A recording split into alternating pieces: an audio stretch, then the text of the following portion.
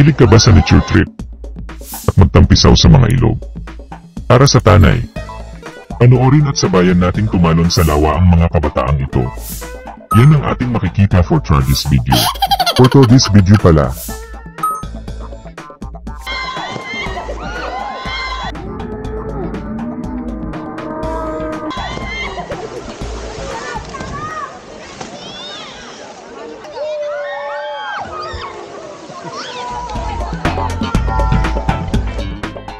Pero bago marating yan, kailangan muna mag-trail sa mga bundok.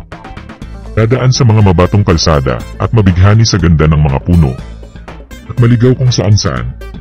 Habang naliligaw ka, doon mo maramdaman naliligaw ka talaga. Pero pag nalaman mo na naligaw ka, gusto mo na lang talaga ang maligaw. Pero sabi nga ni Confucius, huwag mahiyang magtanong. Kasi pag nahiya ka panalo ka ng 1 kilong bigas. Mula sa tindahan ni Adrian Bacala.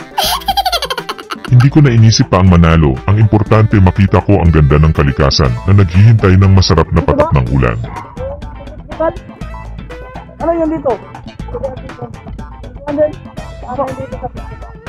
Pasok ng motor? Kahit tinuruan ako kung saan ang tamang daan, nanaig pa rin sa akin ang dating daan kaya tuloy lang.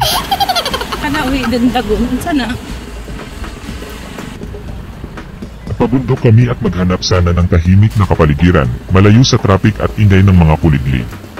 Pero hindi ko alam na nilipat na pala ang Ortigas Extension dito sa bundok. Kaya sa nakasanayan gawain kailangan mo sumingit para makausad at makarating sa Commonwealth Highway.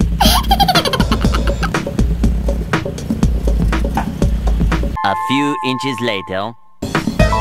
1 hour later. 2 hours later. 3 hours later. 8 hours later. 2 weeks later. So much later that the old narrator got tired of waiting and they had to hire a new one. Nalampasan ko rin ang traffic at usok ng mga helikopter na nakasabayan ko. At tuyong-tuyo na ang lalamunan ko. Kailangan na mapatakan ng mineral na tubig. Pero naawa ako sa mga puno at halaman na nakikita ko sa paligid na uhaw na sila sa tubig ulan na matagalan na nilang hindi masilayan. Pati ang lupa ay uhaw na rin. Kailan pa kaya magparamdam si Haring Ulan para manumbalik ang kasiglahan na ating kabundukan? Sa bagal ng aming takbo, hindi namin namalayan na tumatakbo pala kami. Akala ko nasa bahay lang kami at nanonood ng mga bagay-bagay. Habang naghihintay ng isang parsela sa Shopee. Malayo na siguro narating namin kasi hindi ko na alam ang daan na tinatahak namin. Hanggat may lupa tatakbo kami. At nakarating kami sa sakang daan na nakita ko sa aking panaginip. Boss, barangay?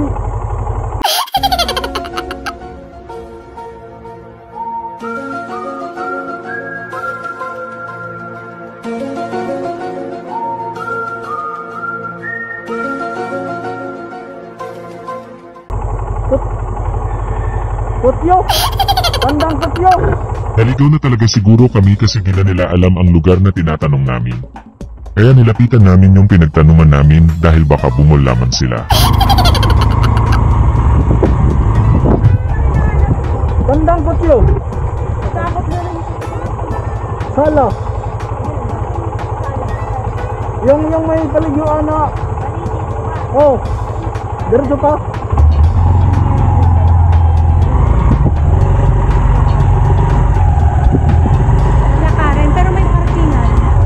Dala ka rin ka?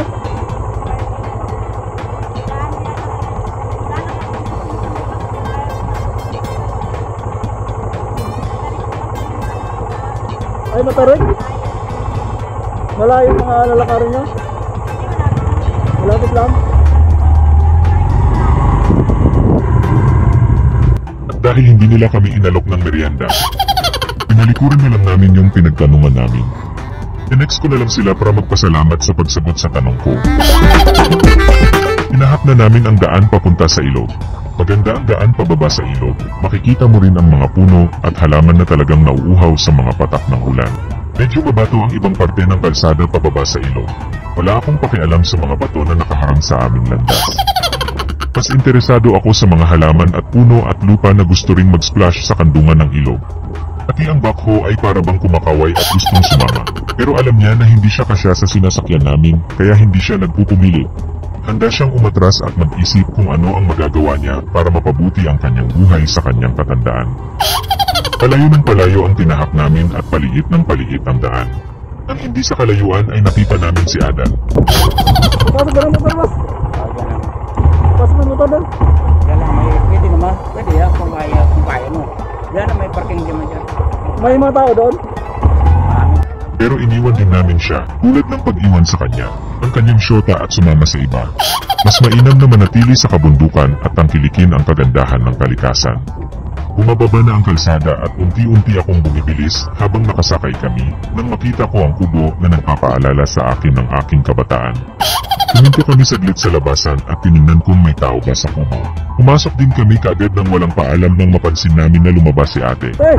Feeling close kagad kami. Hindi na kayo sa motor doon. Kayo sa motor? Ha? Hanggang doon sa ilong? Pero pag maglakad, ilang minuto?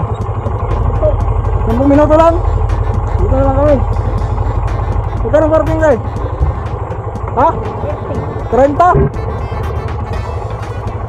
Libre na doon. Saan?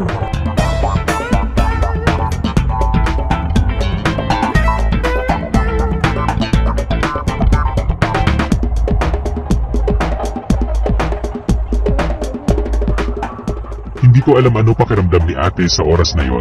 Kung matakot ba siya or magalit ba siya sa akin. Walang dadaan dito? Walang dadaan? Naka-loudspeaker kasi ang bunganga ko. Pati ang kanyang baboy ay nataranta nang marinig ang boses ko. Ipinapakita ng nabanggit na ang tindi ng init ay nagdulot na ng malaking pinsala sa mga halaman at puno sa kabundukan.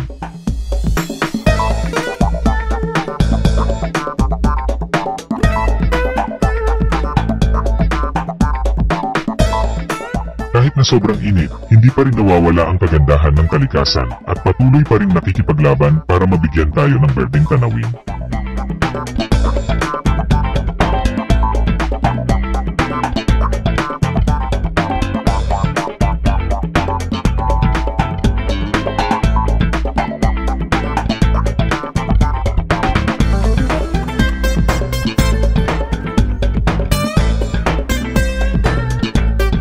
Aabot sa mga 10 minuto ang lakaran bagong karating sa ilog. Ganito ang kulay ng ilog ng madatnan namin. Lumalabo daw talaga ang ilog dito pag maraming naliligo. At dala na rin ng kaunti na lang ang dumadaloy na tubig sa lagoon. Sa sobrang init ng araw, hindi na ako makapaghintay na makita ang full moon. Maligayang pagdating dito.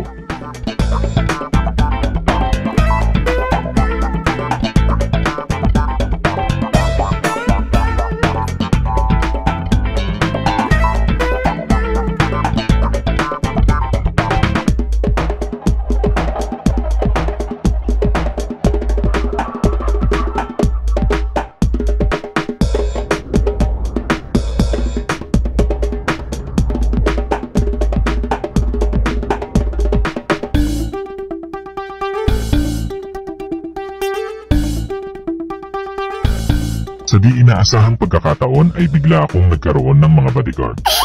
Gusto daw nila akong samahang maglakad papunta sa isa pang lagoon. Ang ilan sa aking mga bodyguard ay nauna sa akin upang bantayan ang aking landas. Ang iba ay nasa tabi ko rin upang matiyak ang aking kaligtasan. Shoutout sa mga bodyguard ko na mga gwapo. Shoutout din sa mga askato na nadaanan ko. Bakit?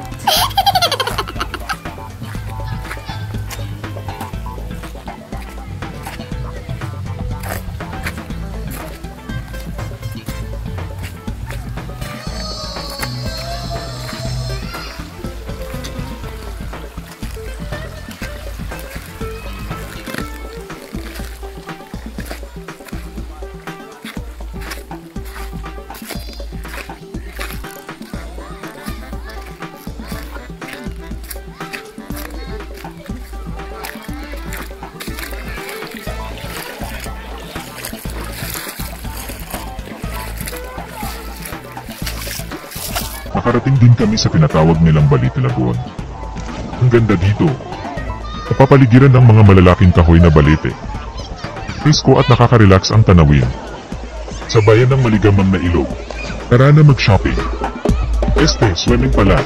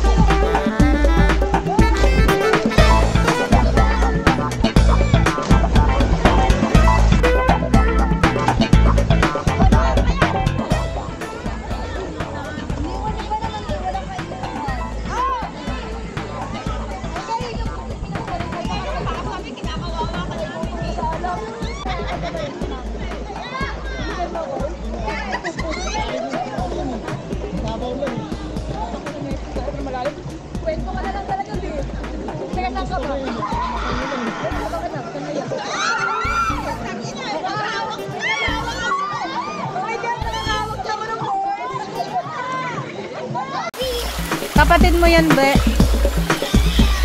Kapatid mo? Kayong tatlo magkakapatid?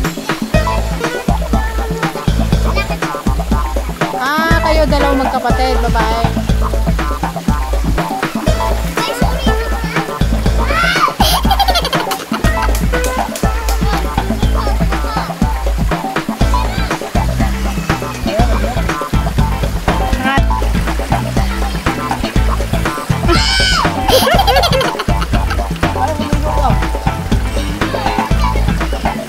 Wait ka, Leti, maliligo naman eh. Lamig. Walang isda dyan.